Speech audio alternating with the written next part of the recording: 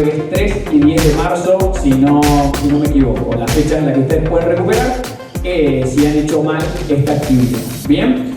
Y después, porque nos ha sucedido con algunos de ustedes, si no se han podido inscribir en ninguna comisión, ¿sí? En las comisiones que están ya cursando desde el día lunes, van a tener que acercarse, ¿sí? A la sede central, a la sede de Ayacucho, para hablar con algunos de los que se encuentran al frente del equipo de coordinación. Por lo general, pues en el horario de mañana se encuentra Victoria Díaz, y en función a eso inscribirse en alguna de las comisiones del ciclo de formación inicial. ¿Sí? Eso es justamente para aquellos que no hayan podido inscribirse en el periodo que estuvo abierta la inscripción.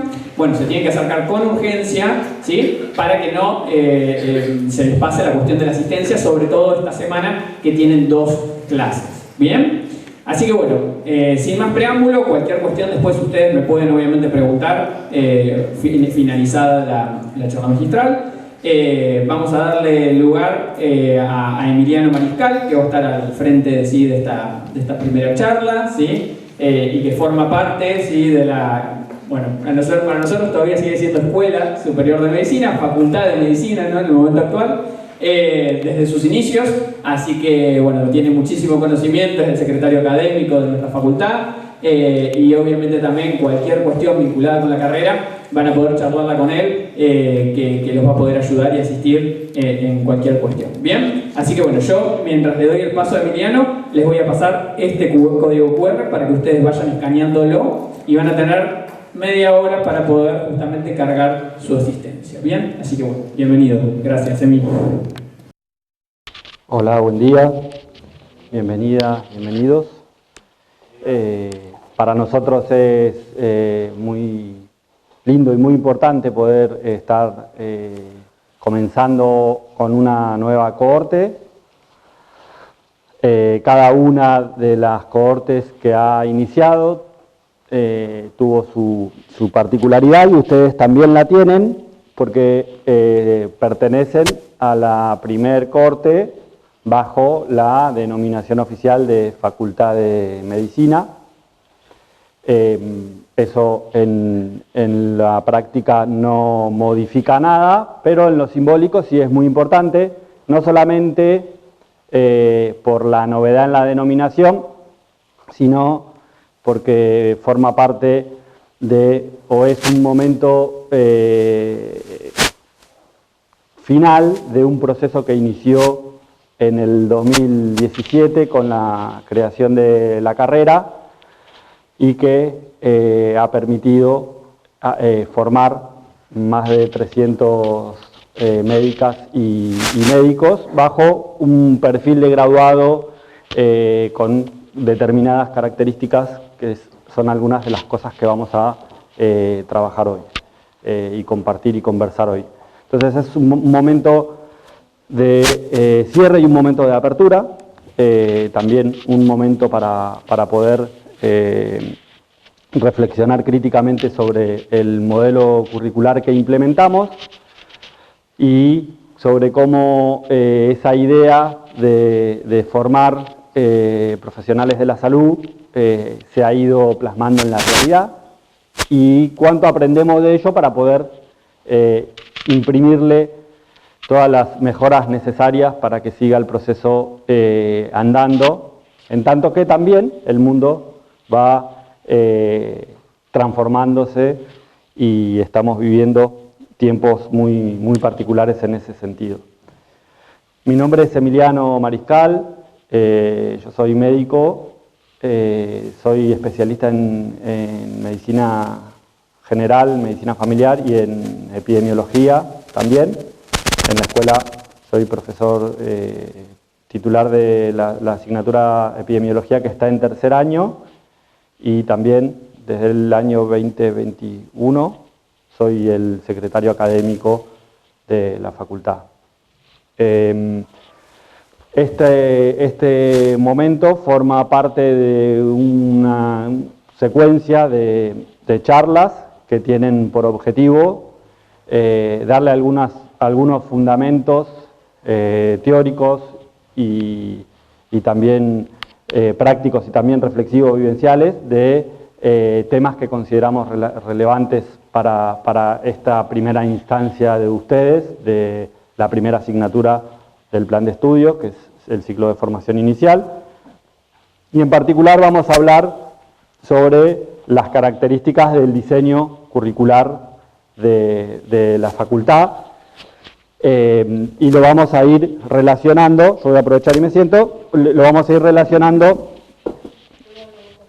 con un poco los fundamentos y la razón de ser de ese modelo curricular. Un paréntesis inicial, yo estudié medicina en otro país y tenían estas características. Me acordé cuando miraba desde allá el asiento, que el médico o la médica se sienta en este lugar donde estoy yo y el paciente o la paciente se sienta aquí. No está el escritorio de por medio y es algo sumamente trascendente que suceda de esa manera, y yo que lo he realizado en las dos formas, les puedo asegurar que acerca mucho más y quita muchas más barreras esta cercanía que estar escritorio de por medio. Entonces también pensaba que un poquito pensaba si sentarme o no, y pensaba que sí lo iba a hacer, pero lo iba a hacer acá, ¿no? Para estar así más cerca de ustedes, de manera que también podamos romper un poco esas barreras de ustedes que están comenzando, y de nosotros que estamos queriendo transmitirle ya de entrada un montón de cosas. Les voy a hacer una pregunta para que levanten la mano, primero, como para saber quiénes terminaron el secundario a fin de año. Bien. ¿Quiénes tienen más de 25 años? Listo, ya está. Es un montón de información. Bueno. Vamos a ver si ahí pasa. Ahora vamos a hacer al inicio algunas cositas para que ustedes vayan contando, puedan sacar sus celulares. Ahí tienen que poner menti.com. No sé si desde donde están se logra escanear el QR. Si se logra escanear va a ser más fácil. ¿Sí? ¿Se puede? ¿Listo? Si no, pongan www.menti.com. Y cuando les pide el código, ponen ese código que figura.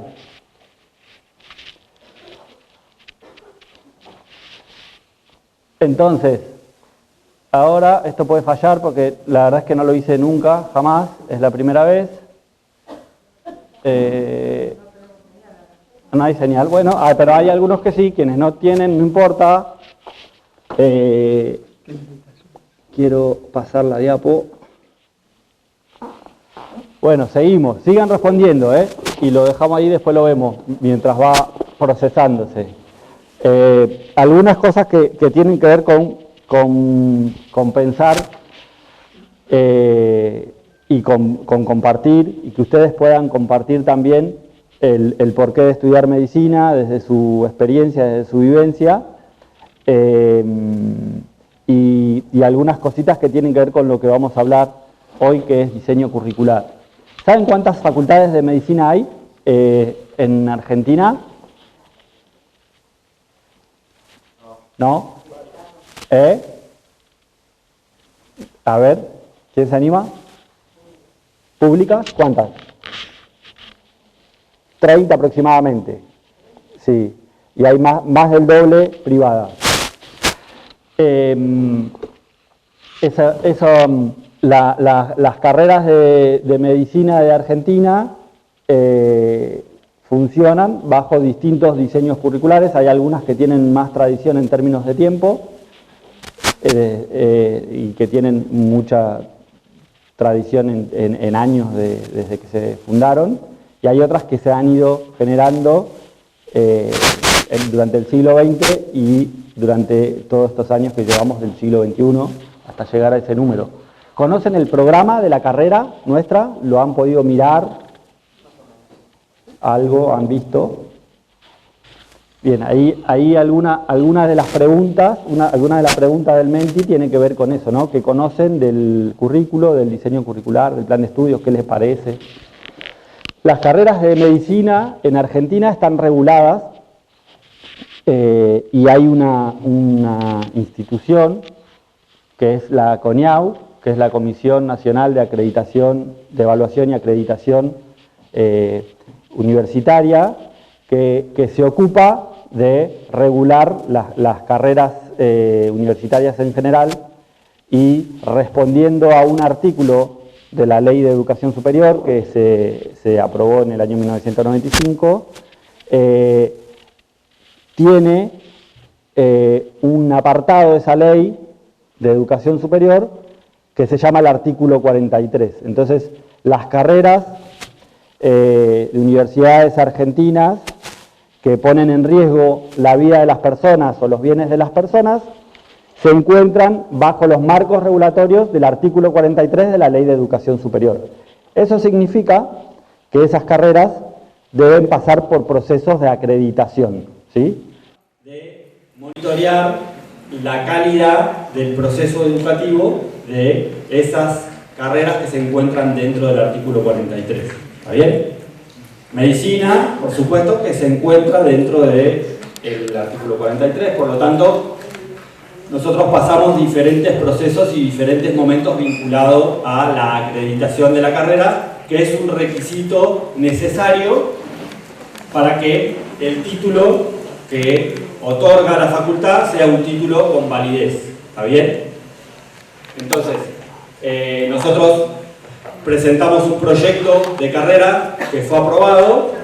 Ese proyecto, luego de ser aprobado, nos permitió iniciar con la carrera, y hace muy poquito, en el año 2022 y con dictamen de finales de 2024, nuestra carrera fue acreditada.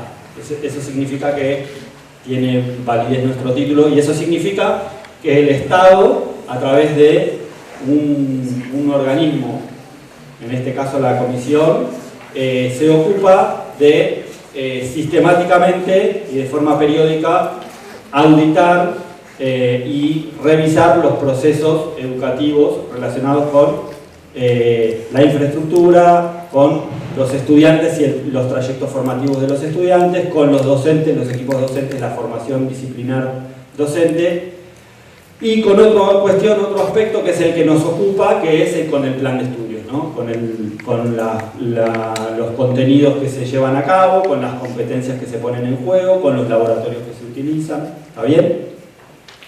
Del mismo modo que nuestras universidades también, a nuestras universidades se las audita permanentemente, y están bajo la mirada de distintos procesos vinculados, por ejemplo, ya no a la parte específica de la carrera de una facultad, sino a la parte, por ejemplo, económico-financiera de esa institución como universidad. Entonces, la facultad se somete a un proceso para que su carrera sea acreditada, y la universidad hace un proceso de evaluación institucional también en el marco de la CONIAU, donde se revisa todo. Entre ese todo está la plata que el Estado invierte en la educación relacionada específicamente con esa unidad académica. ¿Está bien? Estas son cuestiones que no tienen que ver directamente con el currículo, pero que sí tienen que ver mucho con el currículo y con la educación y con el momento en que estamos viviendo ahora. Y es importante que ustedes, como actores de la comunidad educativa, sepan que esos procesos existen, porque a veces eso no está tan claro. Entonces, es importante que ustedes tengan claridad de que esos procesos existen. De esta manera, nuestra carrera fue acreditada en su inicio, fue acreditada en diciembre del 2024 bajo dictamen, y el año pasado, en el mes de mayo, abril, mayo, por ahí, en una asamblea universitaria, que es la máxima autoridad en términos de los cuerpos, de los actores que conforman parte de la comunidad de la universidad. En esa asamblea se aprobó que lo que se llamaba Escuela Superior de Medicina pasara a ser Facultad de Medicina. Se hizo en este lugar que estaba repleto de gente y se aprobó unánimemente, ¿no? Entonces, nuestra facultad, desde su inicio, yo les decía que pasamos por un primer proceso en el cual se aprobó la carrera. ¿Eso qué significa? Significa que se presentó un papel, que era un plan, que era el plan de estudios, que se sometía a la aprobación para que pueda comenzar la carrera. Eso contiene un concepto que es el concepto de currículo, ¿no? Entonces, el currículo es esto, ¿no? Una propuesta que tiene aspectos relacionados a lo formal, a lo estructural, a la cuestión de la práctica en términos de la implementación, y que conforma el acuerdo que se establece para llevar adelante algo hacia adelante, ¿no? Entonces, el currículo oficial es ese documento que ustedes han podido bajar, leer, algunos lo han podido leer o mirar, que es el plan de estudios, que desde ese momento inicial en que fue creado, ha ido transitando diferentes actualizaciones, en tanto que se fue implementando y esa implementación fue dando lugar a cambios. Los últimos cambios... ¿Sí? Obvio. Bueno, sí, algo justamente que está comentando Miguel es muy importante, me parece, sobre todo porque hemos tenido y tenemos constantemente cuestiones vinculadas a reclamos o demandas de los estudiantes por no haber leído concretamente el plan de estudio de la carrera, ¿sí? Cómo está conformado, cuál es el régimen de aprobación, ¿sí?, de cada una de las asignaturas, ¿sí? Cuáles son las obligaciones que tienen, los escenarios que más adelante justamente en el ciclo de formación inicial a ustedes se les van a mostrar, todos los escenarios que componen, justamente que se encuentran alineados en los distintos años de la carrera, pero que ustedes tienen que cumplir como para poder aprobar, ¿sí?, cada una de las asignaturas. Entonces hay muchas cosas que yo les recomiendo de mi parte, ¿sí?, que las lean y las vean, porque después puede llegar a suceder que si ustedes no leyeron bien cuáles son los requisitos, tanto ahora por ejemplo tienen los requisitos del ciclo de formación inicial, pero más adelante se pone un poquito más complejo, ¿sí?, porque tienen que aprobar campo, porque tienen que aprobar ABP, porque tienen que hacer cierta cantidad de horas en laboratorios, ¿sí? Entonces les recomiendo que ustedes lean todo eso, porque si después alguna de esas cositas les falta, ustedes no van a poder aprobar la asignatura, ¿sí? Y eso capaz que no se enteran en el momento. Ustedes se dan cuenta que una vez cuando quieren cerrar y quieren rendir el final, algunos dicen, no, ¿por qué no puedo rendir el final? Bueno, porque no hice este escenario, ¿sí?, porque no cumplí con esto. Entonces préstenle mucha atención para no tener esos problemas, ¿sí?, a lo largo de la asignatura. Eso por un lado, me parece que es importante resaltar. Y por otro, estaban ustedes recién con el tema del completando la asistencia. Algunos de ustedes no habían podido completarlo por cuestión de que no hay internet y que bueno, por ahí está difícil la conexión. No se preocupen, los que lo pueden completar, buenísimo, ¿sí?, que lo completen ahora, el QR que está dando vueltas por ahí, pero aquellos que no lo han podido completar, después vamos a pasar una hoja para que ustedes pongan todos sus datos y poder justamente asentar la asistencia. ¿Bien? Así que no se preocupen por eso, porque ya varios de ustedes me comentaron esta situación. Bueno, solo eso. Bien, entonces acá este señor que aparece ahí, Posner, es uno de tantos que conceptualizó la idea de currículo, y entonces él habla de 4, ¿no? El oficial es el que estábamos hablando, este documento que quienes no lo hayan visto y no lo hayan leído, es un buen momento para hacerlo, para poder entender un poco de qué va nuestra propuesta, ¿no?, y cómo ustedes van a poder ir transitando los distintos momentos. Recuerden que en términos de documento, lo vamos a ver más adelante, está el plan de estudio y está el régimen de correlatividades, ¿no?, que debe convertirse para ustedes en una herramienta muy importante, porque es la que les va a permitir ir trazando la estrategia que ustedes van a llevar de cómo van a, por lo menos, proyectar el trayecto formativo de la carrera, que está escrito para 6 años, porque sí, digamos, pero que nosotros tenemos excelentes profesionales ya graduadas y graduados de nuestra institución, que la rompen toda en las residencias que están haciendo y que han hecho trayectos de 8 años o de 9 años y lo han hecho muy bien. Entonces lo del 6 es parte de que así debe ser configurado y así ha sido configurado, pero no es, quiero decir que no tienen que ustedes sentir la presión de que deben hacerlo en 6, a eso me refiero. Entonces, ese documento oficial, esa decisión consensuada, mediante la cual comenzamos a implementar y fuimos transformando algunas cuestiones de ese diseño curricular, también tiene algunos acuerdos de qué cosas no, ¿no es cierto? Entonces ese es el currículo nulo, lo que se define que no forme parte de lo que se va a trabajar en términos de construcción de conocimiento y de generación de aprendizaje por parte de ustedes. El vivo es lo que sucede, que no siempre es lo mismo que lo que está en el papel. Ustedes lo van a ir transitando, lo van a ir vivenciando y van a ir adquiriendo habilidades, destrezas, valores relacionados con eso que va a ir sucediendo en cada una de las aulas o en cada uno de los escenarios en que ustedes puedan ir llevando adelante la carrera. Y el oculto es aquello que va a suceder ahí y que no estaba escrito, ¿no? Entonces es alguna corriente que la asignatura propone y que no estaba a priori escrito en aquel documento inicial. ¿Está bien?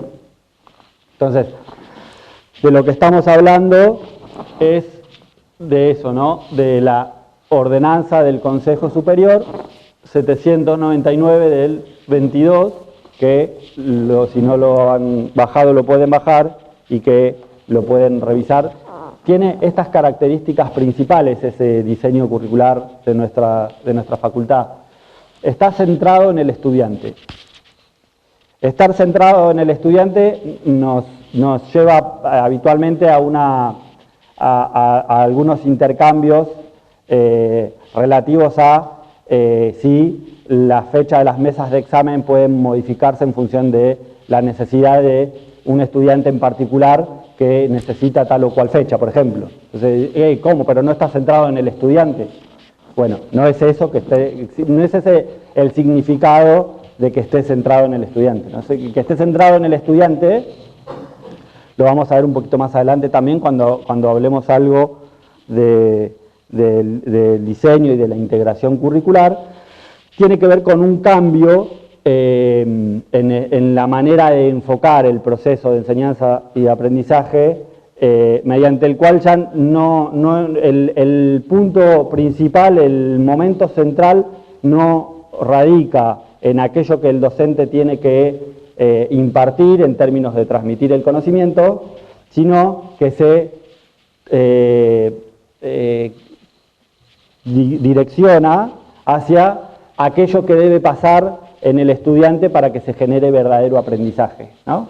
Tiene que ver un poco con una base, una raíz epistemológica, o sea, de la teoría del conocimiento a la cual adherimos desde el proyecto de escuela y facultad, que es el constructivismo, ¿no? Cómo desencadenamos un proceso de construcción de conocimiento que vaya más allá de transmitirlo y que permita en ustedes, en los estudiantes, en quienes forman parte de ese proceso y son los actores principales, permite su transformación, ¿no? Por lo tanto, el propósito es que no es que ustedes se aprendan cosas que están escritas en un libro o que nosotros podemos llegar a decir, sino que ustedes vivencien un proceso de transformación mediante el cual adquieran destrezas, adquieran valores, habilidades que les permita ser de determinada manera, ¿no? Entonces, esa cuestión, digamos, conceptual, es la raíz de la idea de que el proceso esté centrado en el estudiante. Que ustedes no vengan, como está sucediendo ahora, porque esto forma parte de una de las distintas estrategias, y en esta sí, nosotros hacemos una cosa más de transmitirle cuestiones, y ustedes van a tener espacios de conferencias, o de seminarios, o de charlas con expertos en distintos momentos de su carrera, donde van a ir a escuchar, ¿no? Como les va a pasar después cuando sean profesionales. Pero hay muchas otras instancias mismas las que ustedes están vivenciando en las aulas ahora, las 6 horas semanales que van cursando el CFI, que tienen como objetivo que ustedes vayan vivenciando esos procesos de otra manera y que todo lo que se va trabajando los vaya de alguna forma transformando, ¿no? Todos ya tuvieron sus primeros encuentros, ¿sí? ¿Alguien todavía no estuvo en el aula? Bien, bien, hay unos cuantos. ¿Tienen hoy, seguro? ¿Hoy y mañana? Entonces, ese es un criterio principal, que está centrado en el estudiante, y eso es lo que quiere decir que esté centrado en el estudiante. Después, en unos años, nos pelearemos en buenos términos, porque siempre sucede así, o como secretario académico, casi siempre como secretario académico, con algunas y con algunos de ustedes, por alguna cuestión vinculada a alguna fecha, asignatura, etcétera, y entonces recordaremos, ojalá que ustedes recuerden, y si no yo se los voy a hacer recordar, esta charla donde hablamos de qué significaba estar centrado en el estudiante. ¿Está bien? ¿Vamos bien? ¿Voy lento o voy bien? Seguro, dígame de verdad, ¿eh? ¿Bien? Dígame. ¿Cómo te llamas? Carlos. Esta charla dura 1h30, 2 horas. Toda pregunta que tengan es bienvenida y lo vamos también para debatir, sumando. Ahí, otra cuestión que me parece que en esta de estar centrado en el estudiante, esta cuestión del desarrollo de competencias y habilidades está vinculado un poco con lo que es el trabajo en equipo, ¿no? Muchas veces nosotros, y van a notar ustedes ahora que están haciendo el CEFI, les va a suceder que digan, no, yo estoy acostumbrado a trabajar solo, y nosotros acá justamente uno de los objetivos, particularmente también de la carrera, es hacerlos discutir, debatir, poner ideas, justamente que por ahí pueden estar contrapuestas, pero tratar de en función a eso construir. Entonces, fíjense que ustedes ya desde el momento 1 que ponen un pie dentro de la Facultad de Medicina, van a empezar a ver que se los va a forzar en algún sentido, si no están acostumbrados a eso, a trabajar de otra manera. ¿Sí? Y estén dispuestos ustedes, traten de abrirse, ¿sí? No decir, no, yo me quedo solo y quiero trabajar de acá, porque el objetivo, esto va a ser de acá los 6 años, ¿sí? No es que arranca ahora y después se termina, sino que ustedes siempre van a tener que incorporar esa manera y esa metodología de trabajo que les va a permitir crecer, ¿sí? Les va a permitir en algún punto no quedarse cerrados a que yo soy el único que sabe y yo estudio solo, sino que abrimos el juego y tratamos de construir, y eso va a llevar a enriquecerlos mucho más. ¿Sí? Así que bueno, eso es como un punto que muchas veces nos pasa año a año cuando ustedes recién arrancan. ¿Bien? Bien, algunas cosas. Esto lo vamos a ir viendo, lo voy a nombrar solamente y lo vamos a ir viendo en el transcurso de las cosas que vamos a ir hablando. Articulación clínico básica, la idea de que no hay un momento estanco de me aprendo la anatomía, la fisiología y la histología y un segundo momento donde intento aplicar clínicamente eso, sino que el propósito es que se vaya integrando y se vaya llevando adelante de manera ordenada y de manera integrada, ¿está bien? La interdisciplinariedad como una particularidad que vamos a ver también más adelante de la escuela y de la facultad, tanto desde la formación profesional del equipo docente como desde la necesidad de poder mirar los procesos no solo con el saber disciplinar de la biología vinculada a la medicina, sino incorporar otros elementos. Esa es la interdisciplinariedad, la orientación comunitaria vinculado a la práctica en los primeros años de la carrera y después la práctica en el ciclo clínico con distintas características que vamos a ver. Las prácticas comunitarias del uso de tecnologías como las habilidades clínicas y la simulación clínica y la salud como eje central de la educación médica, que también vamos a hablar de eso. Es un poco las características principales de ese documento que nuevamente las invito y los invito a que puedan revisar. ¿Cómo ha sido el proceso que ha llevado a ese diseño, ¿no? A ese documento y un poco a estos principios, a estos elementos centrales, a la propuesta curricular que hemos desarrollado? Esto lo vamos a hacer rápido y se basa un poco en esos referentes teóricos que de alguna manera sintetizan las propuestas que fueron predominantes en los distintos momentos de la historia vinculados con la educación médica, ¿no? En el siglo XIX, una figura importante fue un médico que era francés, Cabanis, que había sido una persona importante e influyente en el proceso de la Revolución Francesa de 1789, y durante todos esos años iniciales del siglo XIX tuvo una participación relevante y sentó las bases de algunos elementos vinculados a cómo se enseñaba la medicina en ese siglo XIX, ¿no? Ahí, ustedes, para hacer eso tenemos que hacer ese ejercicio de pensar qué era ejercer la medicina en el siglo XIX, tener en cuenta que, por ejemplo, si nosotras fuéramos profesionales de la salud y estuviéramos en el siglo XIX y estuviéramos hablando en términos de las causas de la enfermedad de un paciente, una paciente, estaríamos en un 90% de acuerdo en que las causas de esa enfermedad, sea cual sea, y estaba relacionada con lo que se llamaban los miasmas, ¿no? Que era algo que pululaba en el ambiente, que emanaba de los cuerpos pútridos que se encontraban dispersos por ahí, y que en eso, que ahí estaba el causal de esa enfermedad que tuviera ese paciente, ¿no? Entonces, en esa concepción, en una práctica que estaba caracterizada principalmente por la visita de ese que era médico a la casa de personas generalmente con poder adquisitivo elevado, donde se hacía un interrogatorio, un examen físico y se prescribía en función del desarrollo que hubiese en ese lugar, ¿no? Y el hospital que venían haciendo porque era una institución a la cual accedía fundamentalmente todas aquellas personas que no tenían poder adquisitivo, que estaba amparado por sociedades de beneficencia, y a donde llegaban fundamentalmente a morir muchas personas con distintas enfermedades, ¿no? Ese lugar fue creciendo y ese crecimiento permitió que la medicina, que la salud, que el médico y la médica, pero sobre todo el médico en el siglo XIX,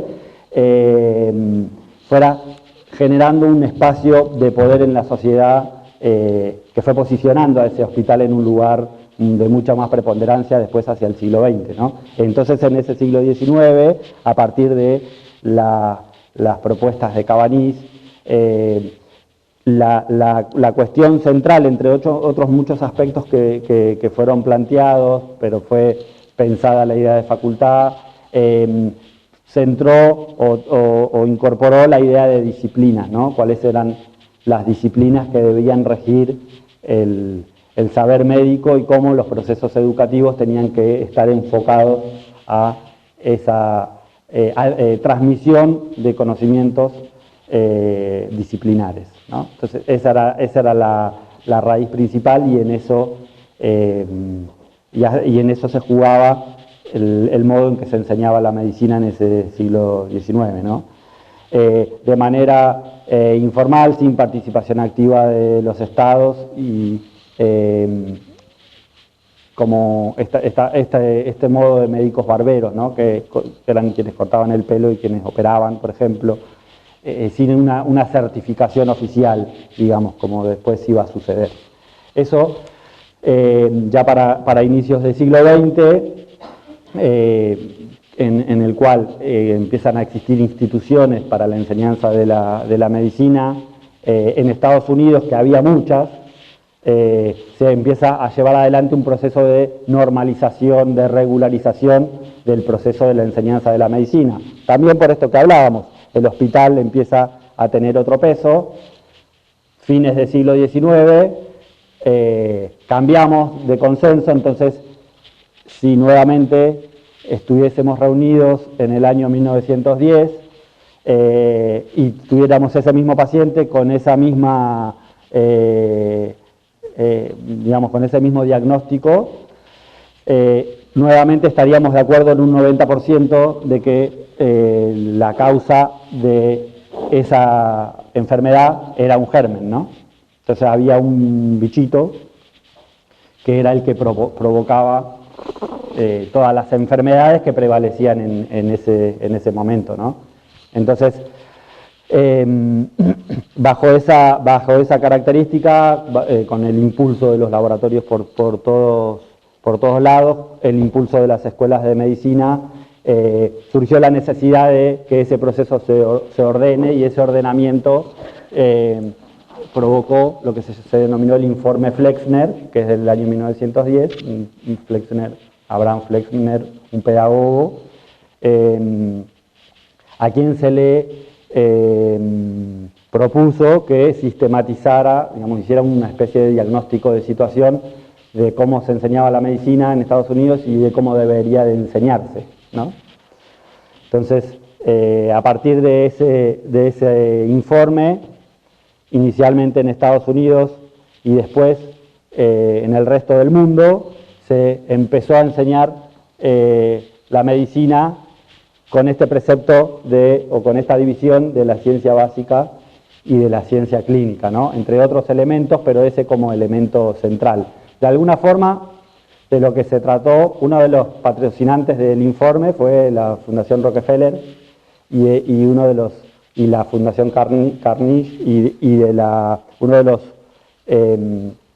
procesos que habían permitido que la Fundación Rockefeller fuera lo que era y que esta otra fundación también fuera lo que fuera, fue el proceso de estandarización del petróleo, ¿no?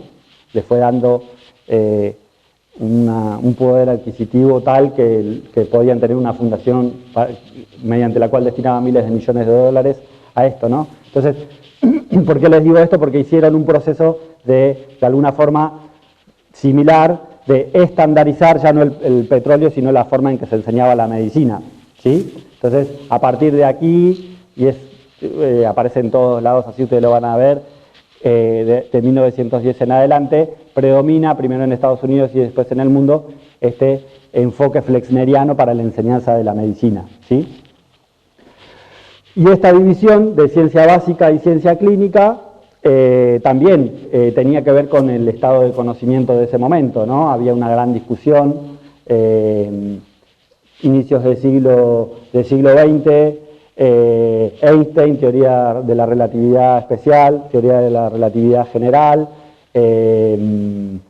la física transformándose también, tomando una relevancia importante esta cuestión de la bomba atómica después, y tomando una relevancia importante esta cuestión de cuál es vinculado a la medicina, cuál es el foco principal, si el foco principal iba a estar vinculado a el desarrollo de la ciencia básica, en tanto que íbamos a poder tener mayor comprensión fisiopatológica de por qué estábamos enfermos, de por qué nos enfermábamos y de por qué nos moríamos, y por otro lado la división de la ciencia clínica como aquella capaz de darnos herramientas en términos de educación, darnos herramientas para poder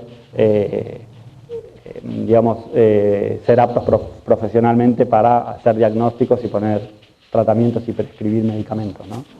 Entonces, ese modelo predomina prácticamente durante toda la mitad del siglo XX y empieza a entrar en crisis, y ahí marcamos un momento que es, claro, un año es algo arbitrario y es simplemente algo simbólico, ¿no? 1970, McMaster comienza a implementar modos de enseñar. Recuerden, lo dividimos por disciplinas y trajo Cabanis y Flexner se aferró a eso. Lo dividimos en ciencia básica y ciencia clínica y todos los modelos de enseñanza de la medicina se fueron por ahí. Eso empieza a entrar en crisis, ya pasada la mitad del siglo XX, pasada la Segunda Guerra y todo el proceso de posguerra de ese tiempo y los años que siguieron. Ya otra vez si nos reuníamos a hablar de por qué se enfermaba ese paciente que tenemos aquí, bueno, ya no era una causa que era un germen, sino que había posiblemente muchas causas que iban a estar relacionadas con la aparición de esa enfermedad, la mayoría de ellas biológicas, ¿no? Esta cuestión de lo disciplinar, ¿sí? Exactamente. Claro, eso estaría contenido en ese concepto. Vamos a ver ahora un cuadrito con la diferencia y un poco esa diferencia está relacionada con esto, ¿no? De cómo se veía, en este caso, estamos hablando no del concepto de salud, sino de la educación médica, pero responden a esa conceptualización, ¿sí? Del modelo biomédico en este caso, que sería esto de lo que estamos hablando ahora, ¿está bien? Entonces, en el modelo de McMaster aparece el aprendizaje basado en problemas, ¿no? Ese modo de transmitir unilateralmente conocimiento genera estudiantes que lo adquieren pasivamente. Entonces, terminan siendo buenos para hacer eso, ¿no? Cuando tienen que desenvolverse en la práctica, que es asimilar aquello que viene dado por la teoría. Y se hace de forma pasiva. ¿Qué quiere decir de forma pasiva? Que alguien lo transmite y alguien lo recibe, ¿está bien? Ese que lo recibe de esa manera. Entonces, la propuesta de aprendizaje basado en problemas, que surge en los 70 en Canadá, en McMaster, y fue desarrollándose en distintos lugares, tiene que ver con que ese estudiante empiece a jugar un rol distinto, y volvemos a esta idea de centrado en el estudiante, ¿no? Entonces, el aprendizaje basado en problemas, vamos a hablar un poquito más en detalle en adelante, lo que propone es que no se adquiera aprendizaje de la transmisión unilateral, sino que se vaya construyendo, ¿no?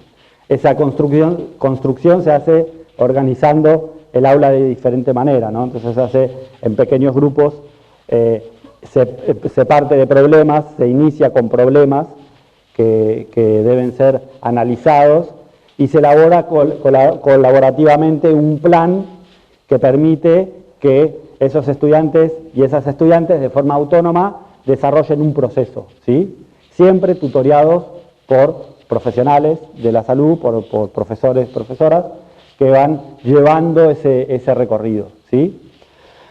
Entonces ya no era predominantemente ir al aula a escuchar y después ir al libro a leer y después no encontrarlo en ningún lado. He visto pocas neumonías o pocas crisis asmáticas que sean tan parecidas al libro, ¿no? Casi siempre hay una diferencia bastante importante y ahí hay una de las cuestiones relevantes de cuánto de práctica se desarrolla en el proceso de aprender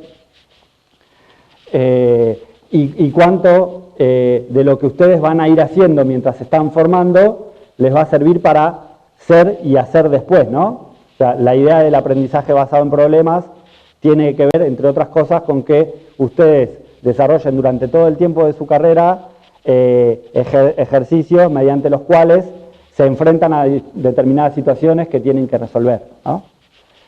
Y a hacerlo no solo, sino con otras personas, ¿sí? A cumplir distintos roles. Entonces, en el ABP, desde el segundo cuatrimestre del primer año, ustedes van a transitarlo con un grupo de estudiantes, compañeras y compañeros de ustedes, van a cumplir rol de secretario, van a cumplir rol de moderador, van a tener que participar, van a tener que ser parte del plan, formarse, estudiar, prepararse y volver para compartir lo que hayan adquirido, y eso lo van a hacer tutoriados por docentes, ¿no? Entonces, esa manera es la misma que después pretendemos que utilicen cuando sean profesionales, ¿no? Que junto a un equipo se enfrenten a una determinada situación y que tengan las herramientas para buscar las soluciones. ¿Está bien? Y después, ya hacia el fin del siglo XX, la Declaración de Bolonia es como el momento cumbre de la idea de el aprendizaje por competencias. Ustedes tengan en cuenta que no es que en un tiempo sucedió una cosa y se hacía de una manera y en el otro se reseteó eso y empezó de otra forma, y en el otro, que en 1970 se reseteó todo lo anterior y se hizo de esa forma, sino que algunos seguían utilizando los métodos anteriores, otros iban integrando, otros iban incorporando distintas cosas, y eso es algo que es así en prácticamente todos los países y se podría decir que en todas las instituciones. Va tomando distintas maneras según las características que tiene cada país y cómo organiza su educación superior y su educación médica cada uno de los países.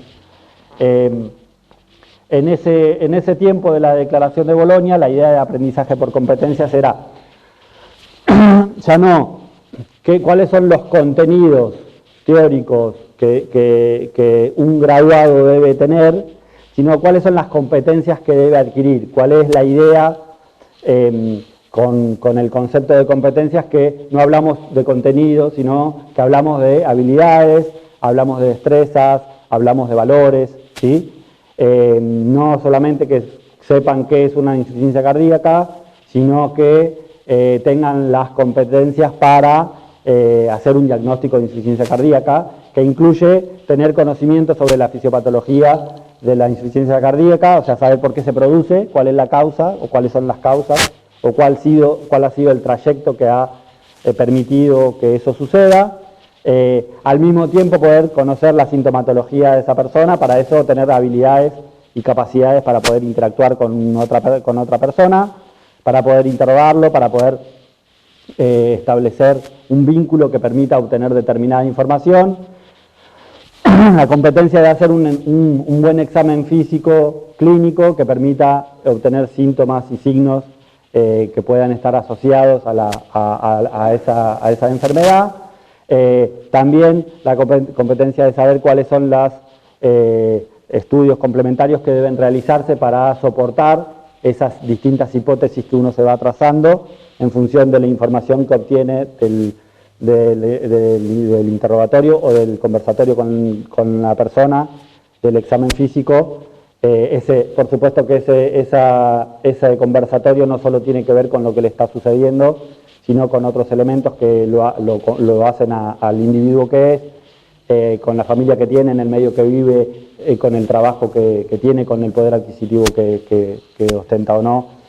Todos esos elementos confluyen en que el estudiante en formación y luego el médico, una vez graduado, tenga la competencia de hacer una historia clínica, ¿no? Elaborar una historia clínica, o de la competencia de poder hacer el proceso diagnóstico de una determinada enfermedad.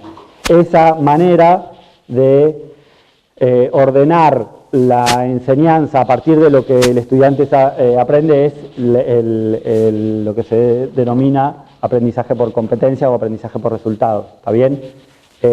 ¿A qué queremos llegar? ¿Sí? Después digo, un poco más adelante de ese tiempo, no tiene un hito todavía definido para que le podamos decir que en el año 2007, pero hay un concepto que es de actividades profesionales a confiar, que se llama EPA en inglés, que no le voy a decir, sé lo que sí, pero si se lo digo se van a reír porque mi inglés es horrendo y no da. Pero es actividad APROC, es en español, actividades profesionales a confiar, ¿no? Que surge con las residencias, con la educación de posgrado, médica de posgrado, pero que se ha estado intentando aplicar en el grado también, y que va a no solamente esto que hablábamos de competencia, de cómo generar las competencias y que las competencias son habilidades, son destrezas, son valores, sino a cuál es la instancia en la cual un estudiante de medicina debe desarrollarse para que se le pueda confiar hacer determinada cosa. Quiero decir, un estudiante de quinto año de medicina pudiera tener dentro de las APROAC, ¿no?, de la actividad profesional a confiar a ese estudiante, siempre bajo el marco legal vigente, ¿no?, sin dejarlo hacer cosas que la ley no permite, pero pudiera llegar a hacer determinado proceder con cierta supervisión, ¿no? Por ejemplo, hacer un proceder técnico, ocultar, ¿no? O tomar la presión, poner una sonda, lo que sea. Entonces, ¿cuántas competencias están involucradas en esa actividad a confiar, ¿no? Entonces, la idea de esto, porque es de lo que estamos hablando y es importante, de lo que estamos hablando es del diseño curricular y es cómo se estructura todo lo que nosotros vamos a ir transitando durante estos años para que podamos concluir ese proceso formativo habiendo adquirido ya no solamente determinados conocimientos, sino determinadas destrezas, determinados valores, determinadas habilidades que posibiliten ser ese profesional que necesita el mundo, el país, Mar del Plata en ese momento, ¿no? ¿Por qué digo en ese momento? Porque ese momento es posterior, ¿está bien? Ustedes van a estar formándose para ser médicos y médicas dentro de 6, 7, 8, 9 años. El mundo dentro de 6, 7, 8, 9 años va a ser bastante distinto al que tenemos hoy. Entonces, bueno, ahí nos encontramos con una dificultad, ¿no? Y en realidad más que una dificultad es un desafío. ¿Qué tenemos que hacer? ¿Cómo podemos hacer para formarlos y formarlas y que ustedes estén capacitados para hacer lo que van a tener que hacer dentro de 8 años en un mundo distinto? ¿Sí? Entonces, estos pasos, este recorrido, de alguna manera, ustedes imagínense cómo se construía el conocimiento en el siglo XIX, ¿no? Había alguien que había escrito algo y era lo único que estaba escrito sobre eso, y quizás demoraba años en llegar acá a Argentina, desde Alemania, ¿no? El paper que establecía algunos aspectos vinculados a una enfermedad determinada, ¿no? Eso, ¿qué hacía? ¿Qué generaba? Que tuviera cierto sentido que si yo ya tenía el conocimiento, porque ya me había graduado y era un médico en ejercicio, pudiera transmitírselo a otra persona, ¿no? Porque era un conocimiento que iba a perdurar durante unos años y iba a estar acorde a lo que estábamos conociendo hasta ese momento. Ahora sucede en minutos, ¿no? Dentro de 5 minutos yo voy a estar hablando alguna pavada de alguna cosa que ya no se hace así ni se dice así, sino que es de otra forma. Y lo hemos pasado. Yo me gradué en el año 2007, cuando estudié, ya no me acuerdo la forma, porque siempre lo digo y ya me olvidé, pero ponele a los bebés, a los neonatos, había que dejarlos boca arriba, porque si no se morían por muerte súbita. Después, cuando me gradué, hice la especialidad de medicina general y familiar, y si no los ponías boca abajo se morían. Y después se los ponía de costado, después lo volvimos a poner, ¿no? Entonces, ese cambio hoy es infernal, ¿no? Se va acelerando muchísimo más. Entonces, es mucho más importante esa idea de educación centrada en el estudiante, es mucho más importante hoy que nunca, ¿no? Porque ustedes tienen que ser capaces de enfrentarse a situaciones y encontrar la manera de resolverlas, ¿no? Ahí hay una cuestión que es un concepto que se llama metacognición, ¿sí? Habilidades metacognitivas, que ustedes nunca lo van a conocer como una materia, no van a tener una materia que se llame metacognición. Hay alguna universidad de Facultad de Medicina que lo hace, pero nunca la van a tener, pero la van a vivenciar todo el tiempo. La metacognición es una habilidad propia. Es qué sé de lo que sé, ¿no? Cómo soy consciente de la manera en que aprendo y cómo soy capaz de regular y de generar las estrategias propias para poder aprender o no aprender determinada cosa, ¿no? Por ejemplo, me resulta muy difícil leer textos vinculados a la ciencia social, ¿no? Entonces, yo puedo ir conociéndome y sabiendo que si me ponen un paper de Foucault, tengo que leerlo 4 veces y conversar con 14 personas para poder, y pasarlo por Notebook LM hoy, ¿no? Y con Notebook LM escuchar el podcast, ver el video, hacer el mapa mental que hace el Notebook LM, y con todo eso voy a entender algo de entonces, para yo enfrentarme a problemas profesionales, cuando ya lo sea, que involucren pensar en cuáles son las causales sociales de que ese paciente llegue con determinada condición, bueno, ya sé que voy a tener que buscar varios colegas, que voy a tener que llamar a alguna amiga o amigo que sea del palo de la ciencia social, y que con todo eso voy a poder en determinado tiempo poder tener una comprensión para poder hacer una estrategia, para poder trazar un plan, para poder resolver un problema, ¿está bien? Y lo mismo si me cuesta mucho comprender los mecanismos mediante los cuales la célula hace lo que hace, o por qué la sangre fluye de determinada manera, o cuáles son los mecanismos bioquímicos moleculares que provocan que nos enfermemos o no, ¿no? Todo eso que les estoy diciendo es como un paréntesis de consejo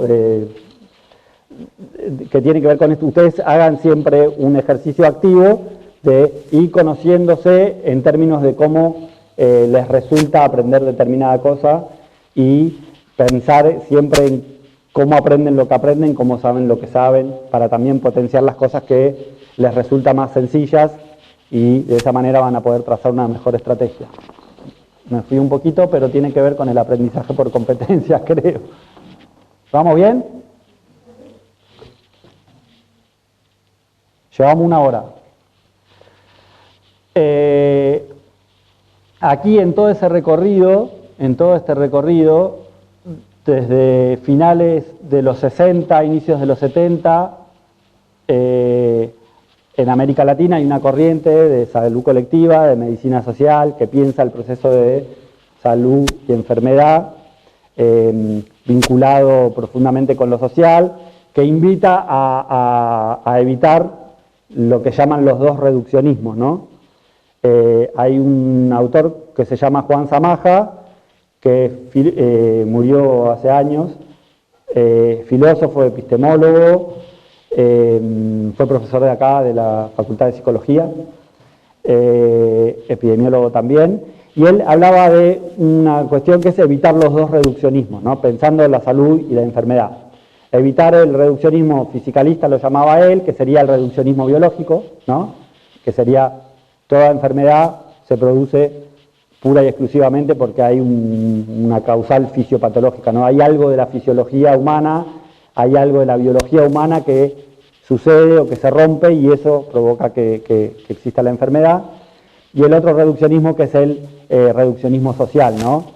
Que es el capitalismo bro, ¿no? Así es como, bueno, listo, el capitalismo nos enferma, la sociedad, el mundo en que vivimos es el causante de toda la enfermedad. Entonces, evitar los 2 reduccionismos para ser mejor profesional es eso, ¿no? Decir, bueno, cuánto de la mirada de cada uno de los planos que pueden llegar a explicar lo que pasa, yo necesito adquirir comprensión para poder entender lo que le pasa a mi paciente, sea médico general en un consultorio, sea epidemiólogo, Dios los libre de serlo, porque se es bastante pobre siendo epidemiólogo, o siendo cirujano cardiovascular o neurocirujano, ¿no? Un ejemplo, en pandemia lo vivíamos a veces con cierta tristeza, porque salían personas que eran profesionales, que eran médicos, muy renombrados de determinada especialidad, y querían hablar de lo que sucedía en términos poblacionales y decían barbaridades, ¿no? Personas que eran muy probas, que saben un montón de una determinada cosa, pero que les faltaba poder tener una comprensión un poco más amplia para vincular ese saber específico con lo que sucede en términos poblacionales. Eso es una de las cuestiones que nosotros tenemos como base fundamental. Ustedes la van a encontrar fuertemente incorporada a nuestro diseño curricular. Ahora vamos a ver rápido eso. Y esta persona, que es Juan César García, Es alguien que desde la corriente de la salud colectiva incorporó a la educación médica muchos de estos conceptos de cómo pensar la salud y la enfermedad para los procesos de formación de los futuros médicos y de las futuras médicas. Y nació en Necochea, ¿no? Como una cosa... Trabajó mucho tiempo en la Organización Panamericana de la Salud. Acá algunas cosas, es lo que vos preguntabas. ¿Cómo te llamas? ¿Cómo? Bien, es una de las cosas que vos preguntabas, del modelo biomédico, o sea, lo veías bien ahí situado, y con este enfoque, digamos, de alguna manera sistémico, ¿no? Es lo que hablábamos. Y este modelo biomédico clásico, un poco esta idea de el cuerpo es una máquina y hay que arreglar tal cosa para que se solucione, ¿no? De esto un poquito ya hemos estado hablando. Aquí, bueno, algunas cosas que han hecho que existan muchísimas facultades de medicina del mundo que hayan ido de a poco dejando de lado esos modelos tradicionales con aquella cuestión disciplinar y aquella cuestión estática de la división de lo básico y lo clínico para ir incorporando todos estos nuevos elementos posteriores. Estas son algunas de las desventajas. Te escucho.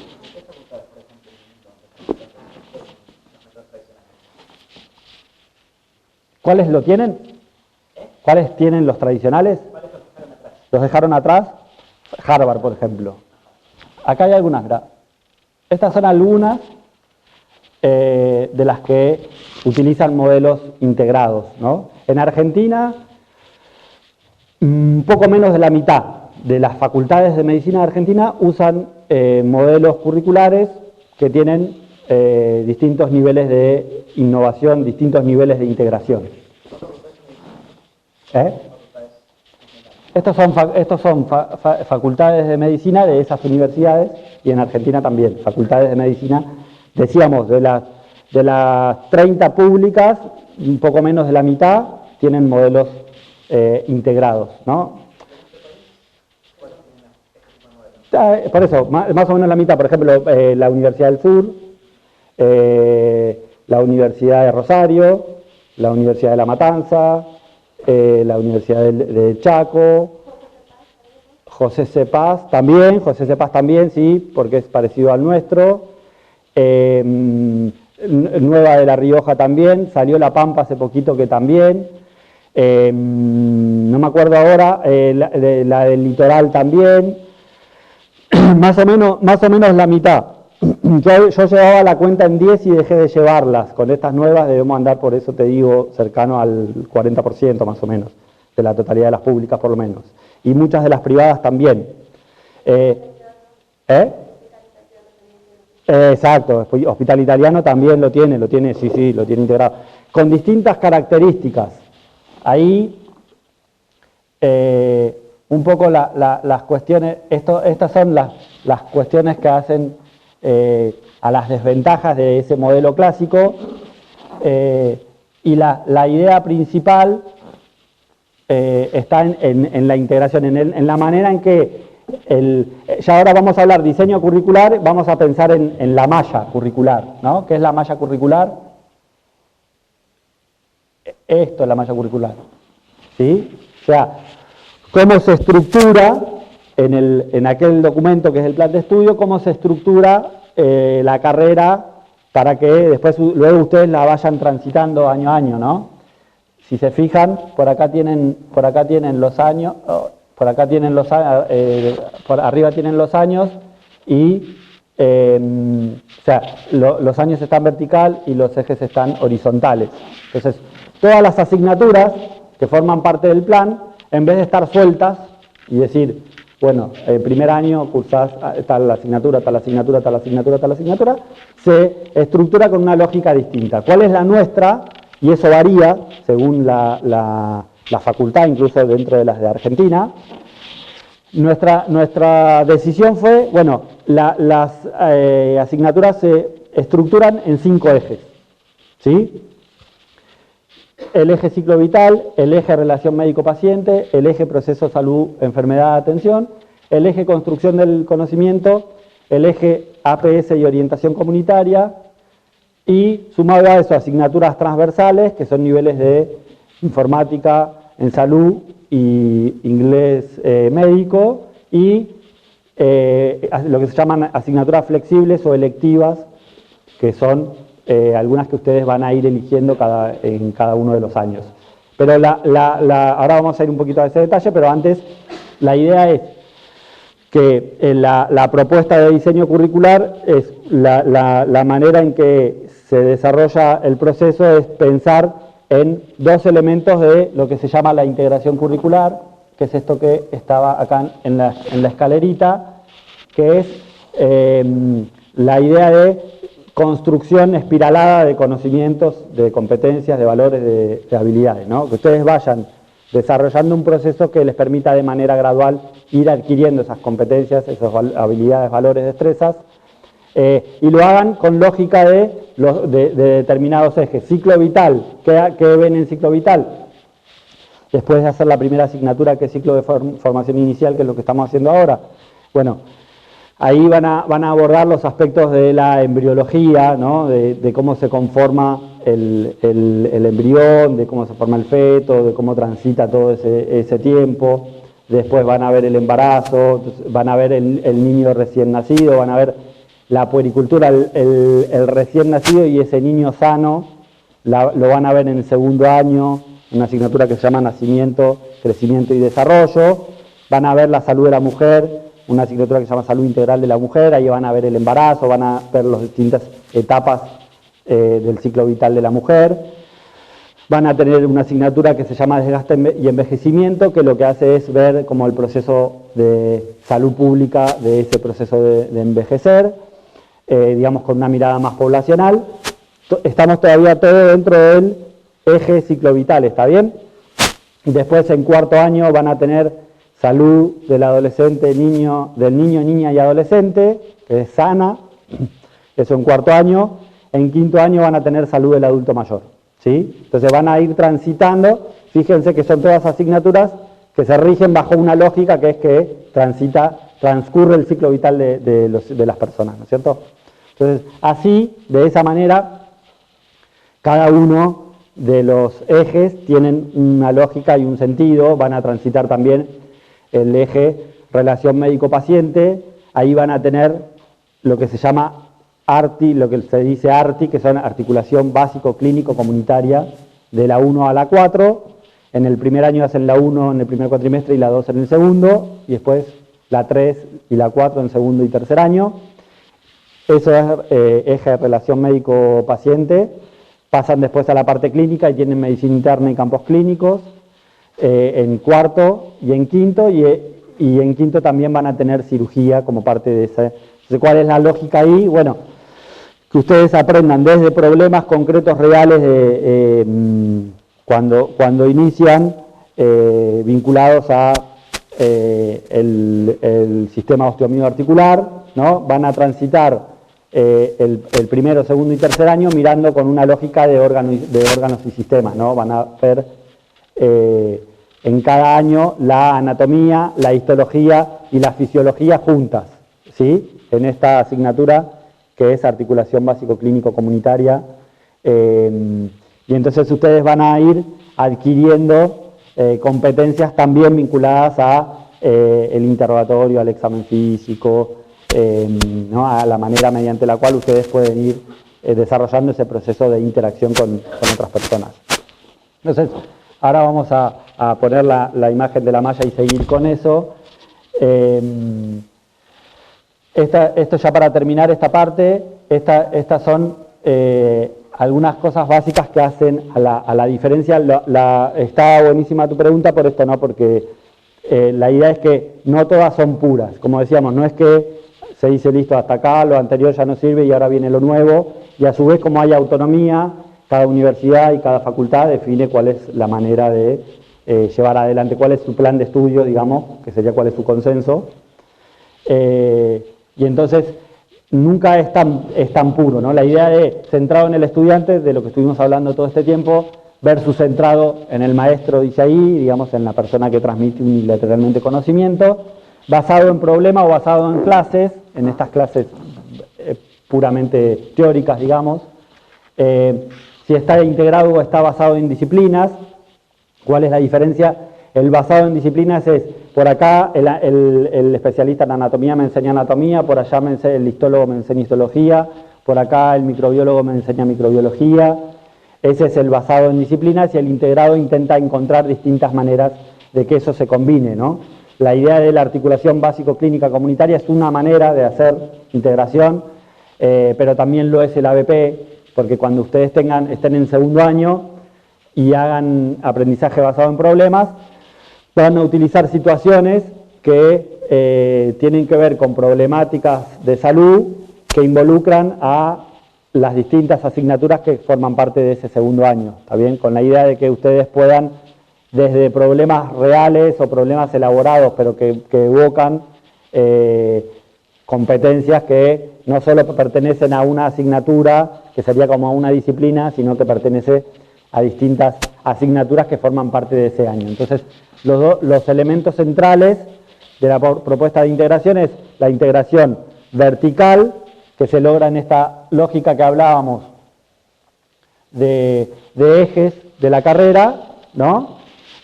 Y la integración vertical, que sería como vamos transitando año a año y vamos haciendo un desarrollo espiralado, ¿no?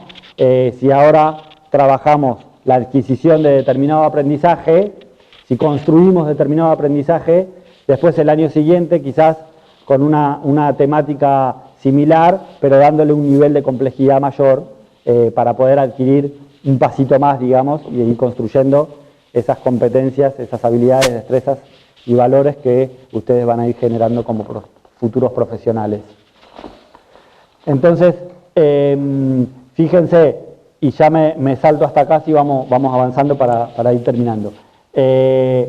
Estos son los 5 ejes que nosotros vamos a transitar en la carrera. Hablamos de ciclo vital, hablamos de relación médico-paciente, proceso salud-enfermedad, atención, intenta abordar la problemática de la salud y de enfermedad desde el ambiente, en esa primera asignatura que es Hábitat, Ecología y Salud. Después vamos a otro ambiente que sería del cuerpo para adentro, ¿no? Que sería la interacción entre aquello que ingresa al cuerpo y que nos agrede, y la manera que tenemos de soportar eso que pasa, o sea, la microbiología y la inmunología vinculada a la nutrición, eso es agentes, mecanismos de defensa y nutrición, epidemiología en tercer año, que de alguna manera integra estas cosas e intenta que podamos pensar la salud y la enfermedad no tanto en términos de la relación con una persona, sino en términos poblacionales. Esto mismo que decíamos de interrogar, de hacer un examen físico, de tener hipótesis, de hacer exámenes de laboratorio y de pensar estrategias, que sería prescribir o acordar determinada conducta. Eso mismo, pero no pensado con individuos, sino pensado con grupos poblacionales, ¿no? ¿Qué información obtengo para saber de qué se enferma esta población, ¿no? ¿Qué hipótesis elaboro y qué estrategias consensuamos y ponemos en juego para poder resolverlas? Sería lo mismo, pero en términos poblacionales. En cuarto año tienen salud mental, con componentes más clínicos vinculados a la salud mental, y salud comunitaria, que de alguna forma va hacia la parte de salud pública de esta cuestión. Y en quinto año, bioética y derechos humanos. Construcción del conocimiento médico les va dando algunas herramientas para que ustedes puedan pensar desde la cuestión de cómo se comportan las instituciones en las cuales van a estar formándose y van a trabajar después, de qué manera se desarrollan los procesos de investigación, tanto desde la perspectiva cualitativa como de la perspectiva cuantitativa, con prevención, investigación, acción. Tamizaje y ciencias del diagnóstico tiene que ver con todo aquello que forma parte ya más de la construcción del pensamiento médico, de algo que se llama razonamiento clínico, que un poco toca esto que hablábamos, pero que va a cómo ustedes van siendo capaces de elaborar distintas hipótesis de por qué se enferman las personas a partir de toda la información que obtienen, ¿no? En cuarto hacen terapéutica y farmacología, y en quinto hacen medicina general en los 2 cuatri. Y el último, APS y orientación comunitaria. ahí, van transitando, ¿estamos bien?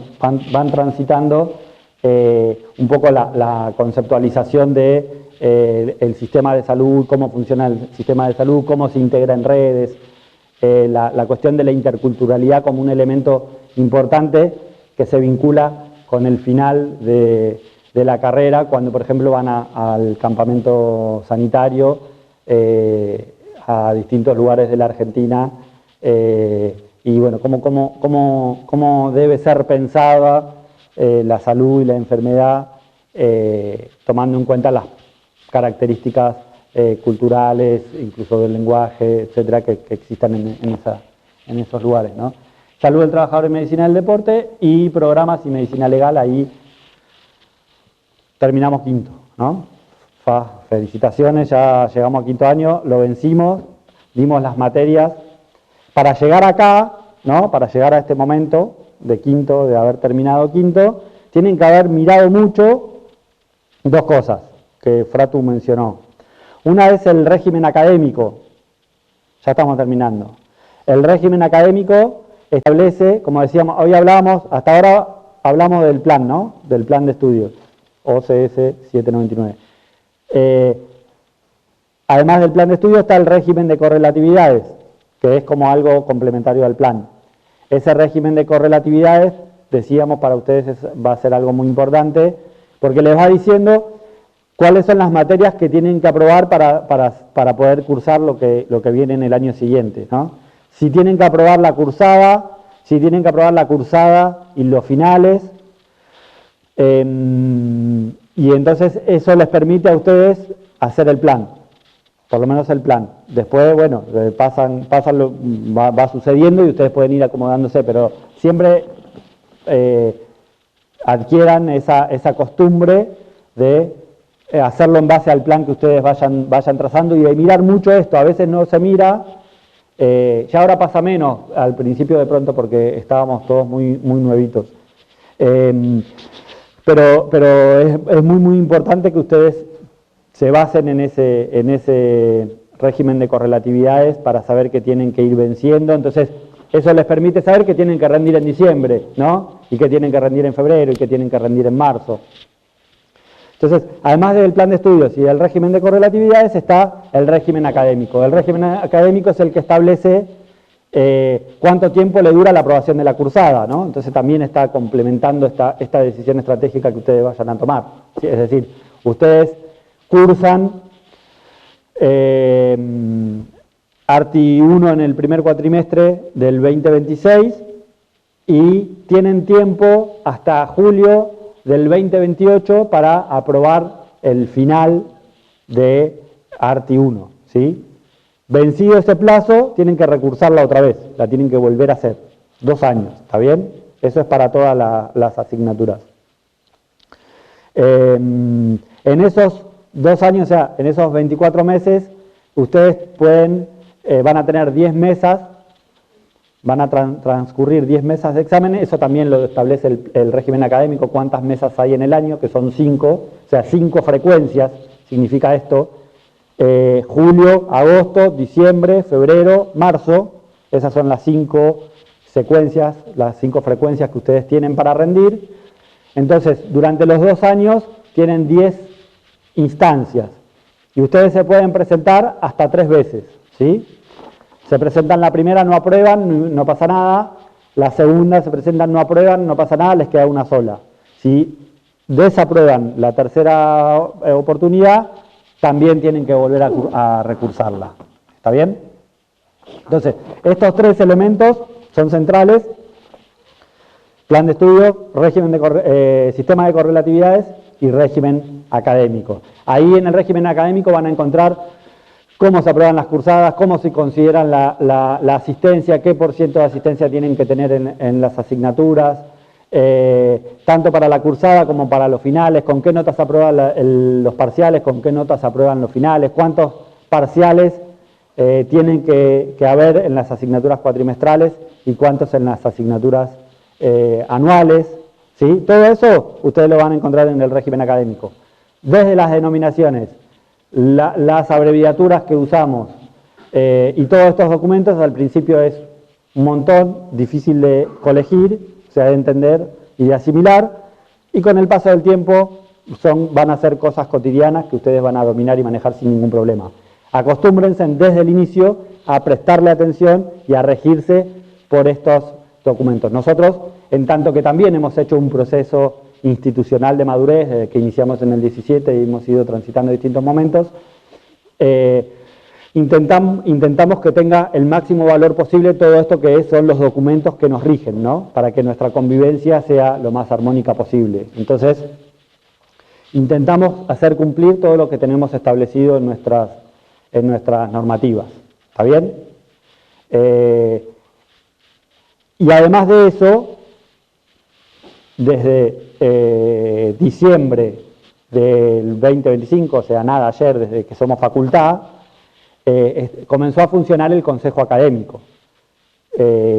La facultad, la máxima autoridad de nuestra facultad, de la Facultad de Medicina, es el Consejo Académico, ¿sí? El Consejo Académico está formado por 6 docentes, por 4 estudiantes, por 2 graduados y participa también el personal no docente, con voz y sin voto, ¿sí? Entonces, en ese Consejo Académico se establece, se actualizan todas estas normativas que nos rigen, ¿sí? Entonces, las decisiones que tomamos, el consenso que como comunidad establecemos, se dirime ahí en ese lugar, en ese Consejo Académico. ¿Está bien? Esto es para que ustedes sepan que es así, y también a modo de que ustedes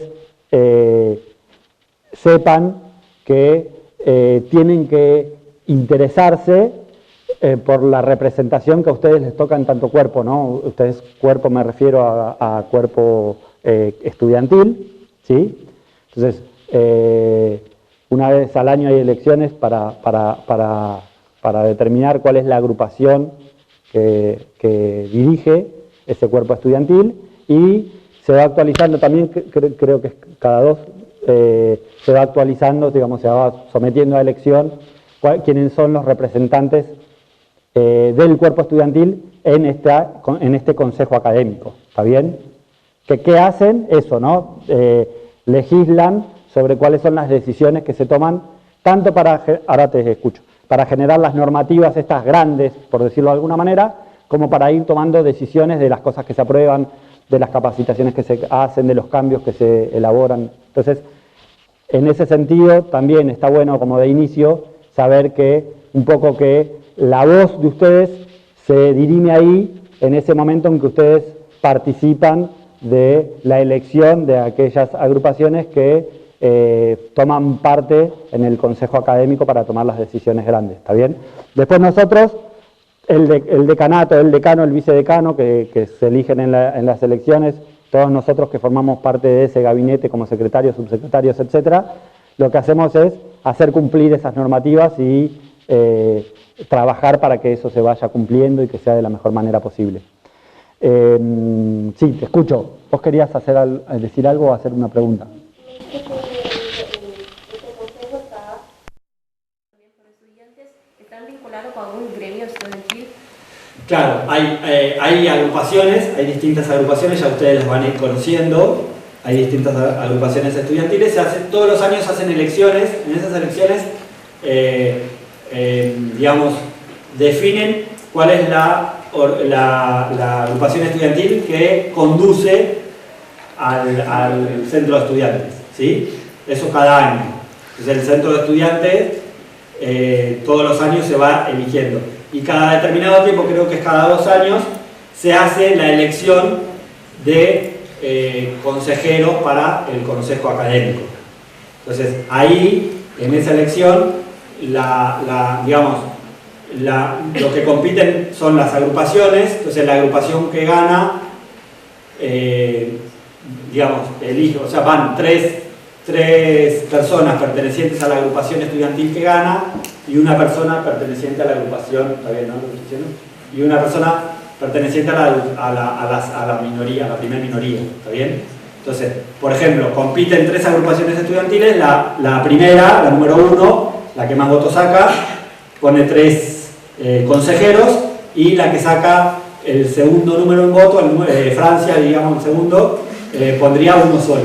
¿Está bien? Que no haya nadie de Francia, por favor. ¿Está bien? Bueno, eso, así sería como se elige. Digo, esto es algo de la vida cotidiana, pero es algo de la ciudadanía, y que ustedes tienen que saber por qué es muy importante, ¿sí? Y de alguna manera también está relacionado con el diseño curricular, porque esa decisión de currículo también se pone en juego y se dirime y se discute y se mejora en ese marco. Sí, también agregar que por ahí muchas veces la cuestión de las demandas concretas que tienen los estudiantes, justamente el centro de estudiantes es quien tiene esa información. Entonces, a partir de, no sé, tener 50 personas que les está sucediendo, tienen algún problema para rendir un examen, o porque se les bloquea, no sé, se les cierra una etapa de final, entonces pierden las asignaturas. Bueno, cualquier cuestión particular que tenga el cuerpo justamente estudiantil, en ese caso el centro de estudiantes es quien toma esa información y la eleva como para que tenga conocimiento. Entonces por ahí también lo importante acá es conocer eso, porque obviamente si son varios es mucho más fácil de que algo por ahí haya un cambio, modificación y demás, a que si es una sola persona que está diciendo, demandando alguna cuestión particular, ¿no? Entonces siempre tengan en cuenta que el centro de estudiantes a ustedes les va a ayudar en el caso de que es una fuerza colectiva, ¿no? O sea, cualquier cuestión o necesidad, desde el centro de estudiantes se puede saber o conocer y en función a eso hacer algún cambio. ¿Bien? Miren, aquí voy a pasar rápido, ya esto hablamos un poquito. Hablamos de articulación básico-clínica, comunitaria, hablamos de aprendizaje basado en problema, hablamos de prácticas, ahora vamos a hablar un poquito más de eso, y también habilidades. Esto, aula invertida, modalidad taller, esto es algo que se utiliza mucho en muchas asignaturas, y es un poco, tiene que ver con aquello de educación centrada en el estudiante y con la búsqueda de un estudiante que tome un rol activo en su aprendizaje. Y es un poco aula invertida en ese sentido, de prepárese y llegue al aula preparado para entonces colaborativamente construir un conocimiento superior andamiado por el saber de ese docente que está formando parte de eso, ¿no? Entonces, esto en concreto, ¿en qué se traduce? En, bueno, determinado contenido, ¿sí? A veces hasta difícil, complejo, abstracto, etcétera, se pone en juego inicialmente de forma individual. O sea, ustedes se van a enfrentar con la cosa de resolver una guía sin haber visto nada de eso que tienen que resolver en la guía. Tienen un material bibliográfico para hacerlo y ustedes lo van a hacer. Eso genera mucho incertidumbre, mucho crisis. Es horrible, según me han contado, vivenciarlo inicialmente, ¿no? Y porque aparte rompe totalmente con la lógica que uno generalmente trae, ¿no? Que es, bueno, voy, me escucho, que me digan, que me expliquen, y después yo trato de eso, leerlo en el libro, aplicarlo. Entonces, algunas veces va a ser así, de esa forma, y muchas otras veces va a ser al revés. Eso tiene por propósito que ustedes pongan en juego los conocimientos previos que traen, ¿no? Que a partir de esos conocimientos previos ustedes construyan algún saber y que lleguen con esa base para después hacerlo mejor, ¿no? Es como andamiarlo para después subir otro escaloncito más.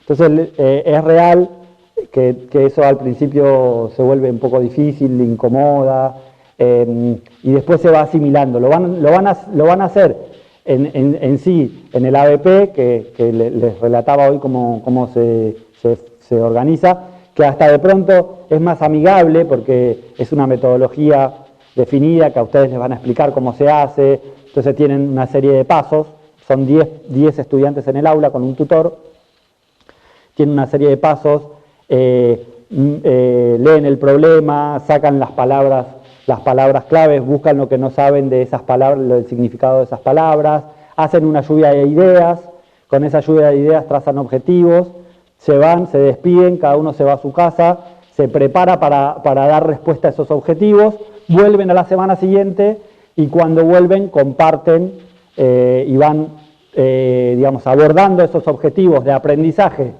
que ustedes mismos de manera grupal se trazaron, los van resolviendo, ¿no? uno hace el rol de secretario, secretaria, el otro de coordinador, coordinadora. Eso lo van pasando de semana en semana, de persona en persona. Y van entonces haciendo eso como una de las modalidades para que ustedes vayan construyendo conocimiento, ¿no? Eso es el ABP. Después hay otra que es esta, de la clase invertida.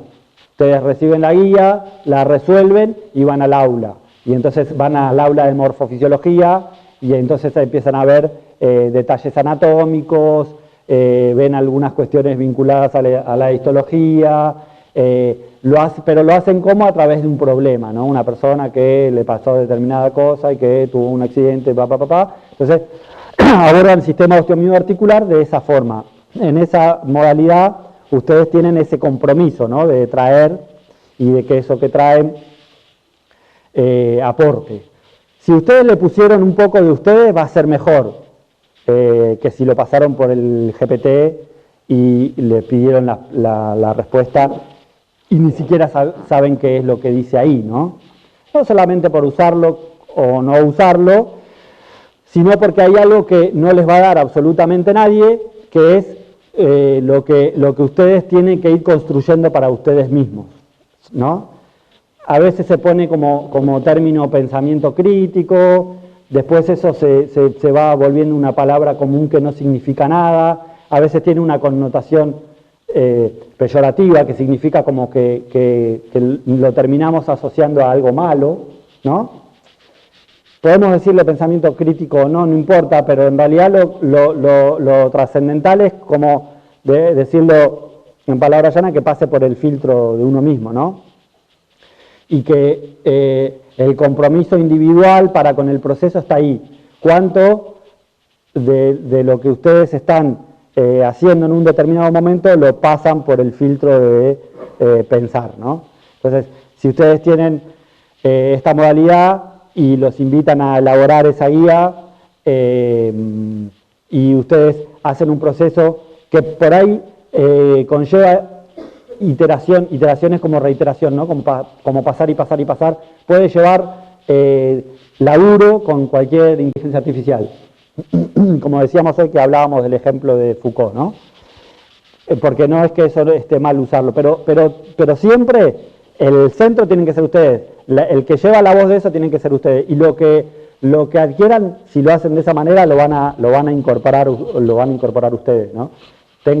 Sí, ahí me parece algo clave, ¿no? Porque ahora uno como que se acostumbra mucho a usar la inteligencia artificial para un montón de procesos y cosas que uno tiene que hacer en el día a día.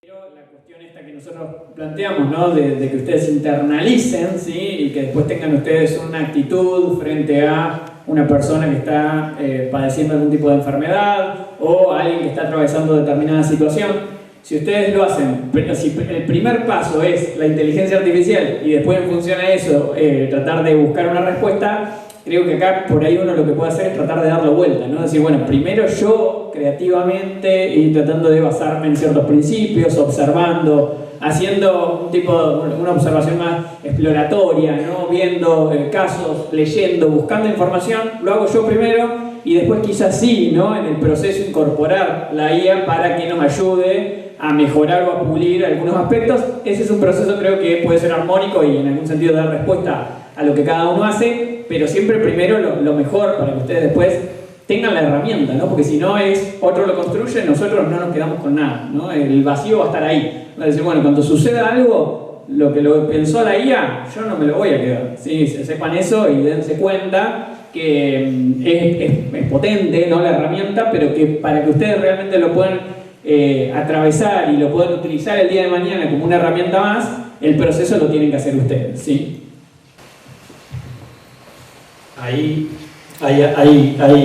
conceptos actuales, uno de ellos es pereza cognitiva, pereza metacognitiva, ¿no? Cuánto de lo que le ponemos en juego, en hacer o no hacer, después nos va llevando a ese lugar en el cual no vamos a tener aquello que tenemos que haber adquirido para poder resolver los problemas, ¿no? Entonces, de ahí que es muy importante aprender a cómo trabajar no solo con la IA, sino con el compromiso que nosotros vamos asumiendo para las propuestas que estamos haciendo en términos de adquirir los valores, las habilidades, las destrezas necesarias para ser un buen profesional para los años que vienen, ¿no? Estábamos viendo esto de el aula invertida, que yo un poco les explicaba, esto lo vamos a pasar rápido. Hablamos ya de la articulación básico-clínico-comunitaria, hablamos del aprendizaje basado en problemas. Durante los primeros años, primero, segundo y tercer año, van a estar haciendo experiencias de lo que conceptualmente en términos de diseño curricular se llama enseñanza basada en la comunidad, y esas experiencias les van a ir sirviendo también para lograr un conocimiento de cómo se transita el proceso de salud, de estar sano o estar enfermo en las comunidades, con los actores que forman parte de la comunidad. Eso lo van a hacer tanto en primero como en segundo como en tercero, y ustedes también lo van a hacer vinculado a asignaturas, por lo tanto también les va a servir para ir adquiriendo esas habilidades que son necesarias para ser un buen profesional después, ¿no? Esto en primero, segundo, tercero, después cuarto y quinto, esa práctica que hacen fuera de la facultad, la hacen principalmente vinculada a servicios, tanto del primer nivel como del segundo nivel, hospital, consultorios, salas, centros de salud, etc. Y entonces después, también dentro, mirá que esto es una foto re vieja del laboratorio de microscopía, y no están los microscopios, tenemos... Hay uno, ese fue al principio.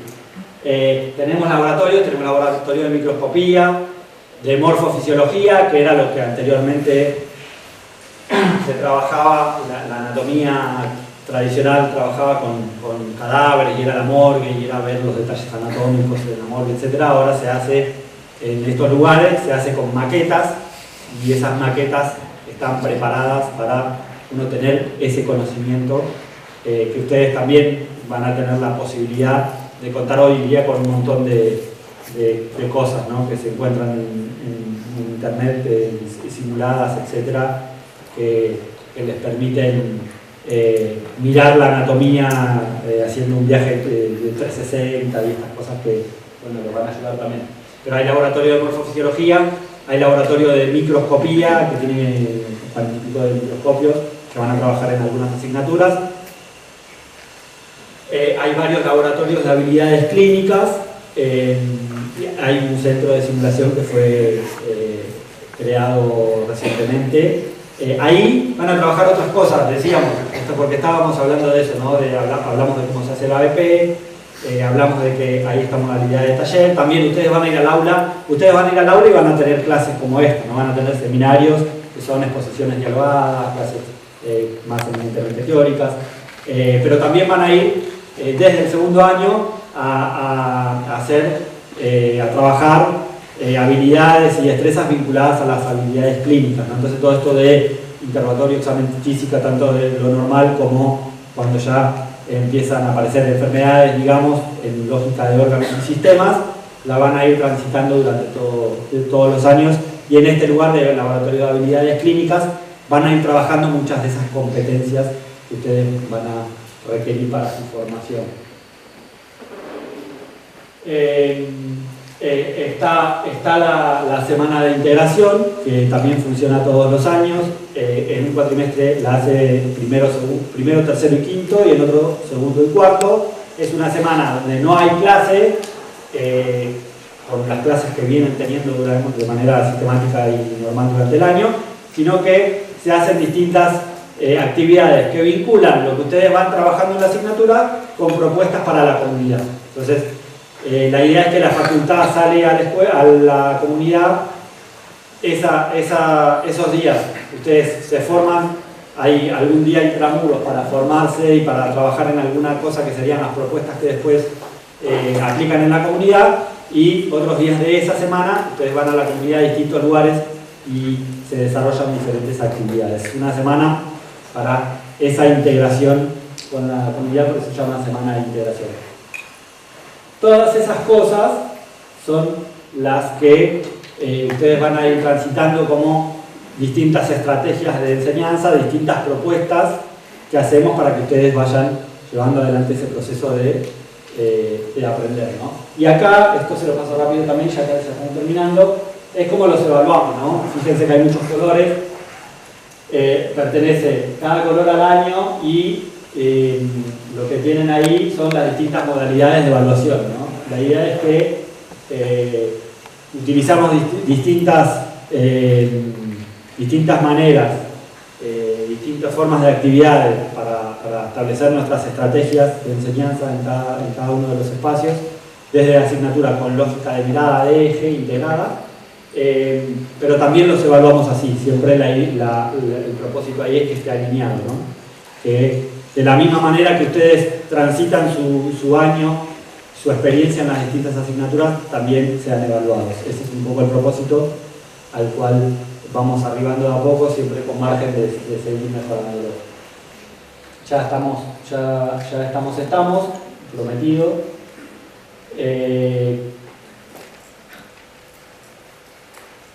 Bueno, esto es, ya a modo de resumen, lo vieron, si participaron en las charlas previas, ya esto lo han visto. Y bueno, acá viene un poco el resumen de los 6 años, que es lo que está escrito en el documento, como decíamos hoy, la cantidad de horas que tiene la carrera, cuál es la carga semanal promedio, ¿no? Cuántas horas ustedes van a estar cursando. Ese 30 corresponde al cuarto o quinto año. En los años previos está entre 26 y 29 más o menos, la cantidad de horas semanales que ustedes tienen, ¿no? El total de asignaturas, o sea, son 40 asignaturas más 5 electivas. Ustedes cada año van a poder optar por dos asignaturas. La idea es que la propuesta es que hagan una cada año. Después ustedes van definiendo también eso en función del trayecto. Siempre tienen alguna limitación, o sea, ustedes no van a poder hacerla de años para arriba, pero después sí pueden hacer de años para atrás. Ahora me explico del chino que dije. Por ejemplo, yo estoy en primer año, estoy en segundo año, puedo hacer segundo año discapacidad, consumo problemático, porque la correlativa me permite hacer esa. Volvemos al documento aquel que decíamos del sistema de correlatividades. Puedo hacer discapacidad, puedo hacer consumo problemático de sustancias, pero también puedo hacer historia y también puedo hacer ecología, que son las dos de primer año. ¿Está bien? La propuesta es, hagan una cada año y les va a ser mejor y la van a ir transitando, elijan cuál. Nosotros, con la última modificación del plan de estudios, teníamos originalmente 4, sumamos 6, y esas 6 que sumamos son las que teníamos vistas por consenso que necesitaban, que la carrera necesitaba, ¿no? La idea de la asignatura electiva es un conocimiento a mayor profundidad, ¿sí? Por eso no es algo obligatorio. No es, lo otro, las 40 que forman parte del plan, son cosas que ustedes tienen que transitar sí o sí. Por acá, las 5 electivas que van a tener que hacer son cosas que les da un poquito de profundidad en algunos temas, ¿sí? Primer año tienen historia y tienen ecología, segundo año tienen discapacidad y consumo, tercer año tienen diagnóstico por imagen y anatomía patológica, cuarto año tienen principios de oncología y medicina social, quinto año tienen cuidados paliativos y salud global. Hay algunas asignaturas que están en los 2 cuatrimestres, es una novedad que implementamos con mucho esfuerzo de la institución y de los equipos docentes para poder hacerlo. Algunas, no todas, están en los 2 cuatrimestres, eso lo van a ir conociendo y sabiendo de a poco. Y entonces es así, ustedes pueden elegir una cada año y la pueden ir haciendo. Bueno, ya terminamos. Vamos a mirar un poquito lo que fueron respondiendo. Yo estaba queriendo poner algo, puse el mundo en que vivimos para buscar una imagen en Google. Todavía no me siento tan cómodo con pedírsela a la IA y me gusta más buscarla en Google cuando es poner algo que signifique lo que quiero compartir. Me encontré que hay un montón de libros que se llaman El mundo en que vivimos. Es uno solo, pero había como 4 de distintos autores que se llamaba igual. Hay materias. ¿Alguien cursó en la secundaria, en la primaria, algo que se llamaba El mundo en que vivimos? ¿No? Bueno, ahora hay, creo, porque vi como ediciones curriculares de, no sé si es primaria, que tienen El mundo en que vivimos, que era como 5 años. Ahí, miren, eso para que ustedes lo busquen, 2 cosas de ahí, de la imagen, cuando digo ahí, de la imagen que está en el centro. Hay un documental de Netflix, Rompiendo los Límites se llama. Creo que por YouTube también aparece, lo buscan. Está muy bueno, se basa en eso que aparece ahí, que es un artículo de Lancet del 2015. Casualmente, o no tanto, también auspiciado por la Fundación Rockefeller, que fue la que auspició a Flexner. Y la revista Lancet, que es toda una sistemática de estudios con la mirada de múltiples disciplinas para entender cómo está el planeta, ¿no? En términos de cuáles son los elementos que han posibilitado que la vida exista en el planeta, ¿sí? Por eso puse aquellas 2, ¿no? Que a veces nos olvidamos. Nosotros somos un planeta, un sistema solar, de una galaxia marginal chiquita, ínfima, que a su vez está agrupada en... ¿No? Ya te vi la cara. De que me estoy yendo por las ramas, pero no me estoy yendo por las ramas. Quiero ir a esto, mirá. La idea es, nosotros pensamos muchas veces que el planeta es algo mucho más grande de lo que es, ¿no? Antes pensábamos que todo giraba en torno al planeta, después entendimos que había un sol que hacía que nosotros giráramos ahí, y todo eso provocó un montón de ideas que nos permitieron ser y pensar de manera distinta. Cuando entendimos que no éramos nosotros y todo giraba alrededor nuestro, sino que girábamos nosotros, como muchos otros planetas, alrededor del Sol, eso nos dio la posibilidad de pensarnos de otra forma. Y empezamos a elaborar teorías que tenían que ver con esa situación, ¿no? No ya de centro, sino de periferia. Esa periferia es más amplia, por esto, ¿no? De que el universo es gigantesco y que nosotros somos una cosa muy chiquitita que, si uno lo va circunscribiendo, es cada vez más chiquita y es muy pequeña. En ese lugar se formó la vida, ¿no? Hace un determinado tiempo, que es 4.600 millones de años. Antes habían pasado 13.800 o sea, que es aquello del Big Bang, ¿no? De que explotó todo, la energía permitió que esa explosión inicial generara un montón de elementos en el espacio que fueron dando la conformación del universo, y entre todo eso gigantesco a nosotros como planeta, ¿sí? Hace 4.800 millones de años se formó el planeta, y hace 3.800 millones de años se generaron las condiciones para que se viera en el planeta, ¿no? Para que hubiese oxígeno, para que se generaran los primeros microorganismos, las primeras células que eran unicelulares, después pluricelulares, y así fue aumentando el nivel de complejidad y fueron pasando cosas que permitieron que existiera la vida en el planeta, ¿no? Y ahí vuelvo otra vez, por eso no me había ido tanto, vuelvo otra vez a qué cosas de la biosfera permiten que exista la vida en la Tierra, a qué cosas vinculadas con el clima, a qué cosas vinculadas con el suelo, a qué cosas vinculadas con la estratosfera, a qué cosas vinculadas con ese espacio entre el suelo, entre las raíces de los árboles y la copa de los árboles, ¿no? Que hay nitrógeno, que hay oxígeno, que hay un montón de cosas que permiten que exista la vida en la Tierra. Muchas de ellas hoy están en ese punto en el cual no se sabe si habrá retorno. Se decía que el planeta tiene capacidades, habilidades para ir adaptándose y generando nuevas condiciones. Muchas de ellas, según estudios de diversas disciplinas científicas, van dando cuenta de que quizás estemos llegando a puntos de no retorno en algunas de esas cosas, ¿no? Por ejemplo, se están eliminando muchos de los corales que son como los que más absorben el dióxido de carbono y generan el oxígeno, ¿no? Entonces, la idea ahí es cuáles de esos lugares ya los atravesamos con alguna base en ciencia y bueno, qué se puede hacer en términos globales para poder ir trabajando esas cosas, ¿no? Esto, que parece abstracto, está totalmente relacionado a los motivos por los cuales las personas se enferman, ¿no? Las personas, la gran mayoría de las veces, se enferman por muchos de estos factores. Nos suceden cosas vinculadas a que el comportamiento del clima toma otras características. Por ejemplo, nuestros sistemas de ingeniería que permiten que el agua escurra están preparados para soportar determinado flujo de agua, de milímetros, ¿no? Entonces, nos viene sucediendo que eso está pasando de maneras diferentes, ¿no?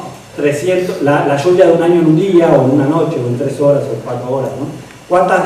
Muchas de esas cosas, digamos, están relacionadas a cuestiones que hacen al proceso de salud y al proceso de enfermedad, forman parte del mundo en que vivimos. Los invito a mirar ese documental, pueden ver el artículo también. Y nos pone también en este lugar de decir, bueno, ¿para qué médico voy a ser? ¿Para qué voy a ser médico? ¿Para qué quiero ser médico? ¿Para qué voy a ser médico? ¿Qué médico voy a ser? ¿Y dónde voy a vivir? ¿Qué mundo voy a habitar ahora como estudiante? ¿Y cuál me voy a encontrar cuando tenga que graduarme y ejercer como profesional, ¿no? Una sola cosa y ya termino. Si quieres sacar esto de que aprender es transformarse, ¿no? No sé si les ha pasado, ojalá que sí, porque está buenísimo. Si leen un libro que les gusta mucho o miran una película que les gusta mucho y ustedes sienten de alguna forma que haber transitado por ese rato de película o haber leído ese libro los hace pensar de distinta manera, ¿no? Les hace de alguna forma ser distintos a quienes eran antes de pasar por ahí, por ese lugar. Si lo han vivido, genial; si no, inténtenlo porque está buenísimo. El aprendizaje un poco es eso, ¿no? Que ustedes puedan transformarse, ¿sí? Que puedan transformarse cada ratito para que ustedes adquieran las herramientas propias para ser buenos profesionales, que ya sabemos que va mucho más allá de que tengan la habilidad cognitiva de interiorizar un gran cúmulo de contenidos, sino que tienen que desarrollar procesos para trabajar su sensibilidad, para trabajar la manera en que desencadenan sus procesos de pensamiento, construir su razonamiento clínico en situación real, ¿no? Situación real significa el familiar pidiendo que uno defina rápidamente sobre qué se hace o qué no se hace, ¿no? Significa ser graduado día 2, estar en una guardia, o ser residente de una especialidad y estar en una guardia, y que todo el mundo pose la mirada en la definición que uno tiene que tomar y se hace eso que uno dice que hay que hacer. Entonces, para llegar a ese momento preparados de la mejor manera, es que les invitamos a que ustedes vayan construyendo con responsabilidad individual y con el crecimiento que propicia la propuesta que da la escuela, y con el acompañamiento de compañeras, compañeros y de docentes también, para que vayan siendo el profesional que va a necesitar el mundo dentro de 6, 7, 8 o 9 años. A ver, los que se animaron: formarme para poder salvar vidas. Espero poder tener noción y la capacidad de poder ayudar al ser humano, lograr comprender conceptos de la carrera, mejorar la atención médica hacia las personas con escasos recursos, poder crecer uno mismo y ayudar a las personas, ampliar mi formación sobre el proceso de salud y enfermedad, complementar más saberes, mejorar la calidad de vida de las personas para poder tener ética y ganar plata, ser médico de futuro. Me encantó lo de ganar plata. Yo le digo, muchos médicos que se gradúan, hablábamos sobre qué están pensando todo y muchos de ellos ponen la variable económica también. Y yo les expreso les digo que sin duda que son mejores que nosotros porque están pensando de mejor manera, porque quizás uno no lo tuvo en cuenta ese elemento y es muy importante. Entonces está bueno que lo tengan claro del principio. Vocación de servicio, interés científico, estabilidad laboral, otras razones. Ganó, cuento con apoyo de mi entorno para estudiar medicina. Me siento motivado para enfrentar los retos de la carrera, tengo claridad sobre lo que implica ser médico. Había alguna que era de palabra, pero no me apareció. Bueno, eso es todo. Si hay algo que quieran saber o preguntar, podemos hacerlo. Y si no, muchas gracias.